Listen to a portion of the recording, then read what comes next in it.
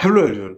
आज हम फिर से रिव्यू करेंगे एक मेरे क्लाइंट का पोर्टफोलियो का, जिनका पोर्टफोलियो अगर आप मेरे सामने देखेंगे, जिनकी एज है 35 और जो एक कॉर्पोरेट जॉब करते हैं, उनकी शादी हो गई है एंड उनके बच्चे, 2 बच्चे। सो हम अगर पोर्टफोलियो रिव्यू करेंगे ना, सबसे पहली चीज़ जो हम देखेंगे वो है यार स्मॉल कैप। एक उनके पास निपॉन का स्मॉल कैप है, एक देन उसके बाद डीएसपी का स्मॉल कैप है, उनके बाद निपॉन का मिड कैप है, देन उनके पास एचडीएफसी का मिड कैप है, फिर उनके बाद फ्लेक्सी कैप एचडीएफसी का है और लार्ज कैप है उनके पास 2। सो इस चीज़ से हमें क्या समझ आता है?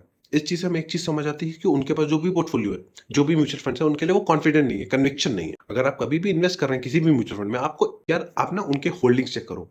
जैसे कि फॉर एग्जांपल जो भी 2 मिड कैप्स होंगे ना, उनके ठीक-ठाक होल्डिंग जो भी है, वो एक-दूसरे से ओवरलैप होंगे। जो भी स्मॉल कैप है, वो ओवरलैप होंगे। तो आपको क्या करना चाहिए, आपकी जो भी इनकम है, सी इमेजिन अगर आप एक जॉब कर रहे हैं, एक बिज़नेस कर रहे हैं, तो आपकी जो भी इनकम होगी ना, आपकी मेजरली एक्टिव इनकम आपके बिज़नेस या जॉब से आएगी। ये एक पैसिव इनकम है। अच्छा, उसको हमको ट्रीट भी ऐसे करना चाहिए कि पैसिवली है। अगर आप इसको एक तरीके से ऐसे रखें ना पोर्टफोलियो की, फॉर एग्जांपल एक लार्ज कैप, एक मिड कैप, एक स्मॉल कैप, एक फ्लेक्सी कैप और एक गोल्ड है सिल्वर। मैं सिल्वर हमेशा ही रिजेक्ट करता हूँ इसलिए क्योंकि वो बहुत ही वोलेटाइल होता है। अगर आप एक लार्ज कैप, तो एक लार्ज कैप रख लो, एक मिड कैप रख लो, एक स्मॉल कैप रख लो, एक आप गोल्ड का म्यूचुअल फंड रख लो। उसके अलावा आपको कोई जरूरत ही नहीं है। अगर आपको चाहिए तो आप एक डिफेंस का सेक्टर फंड रख सकते हो या हेल्थ केयर का रख सकते हो। उसके अलावा कोई चीज जरूरत नहीं। तो मैंने इनको वही सजेस्ट किया, एक लार्ज कैप रख लो इन दोनों में से, एक मिड कैप रख लो इन दोनों में से, एक स्मॉल कैप रख लो इन दोनों में से, और एक आप फ्लेक्सी कैप रख लो।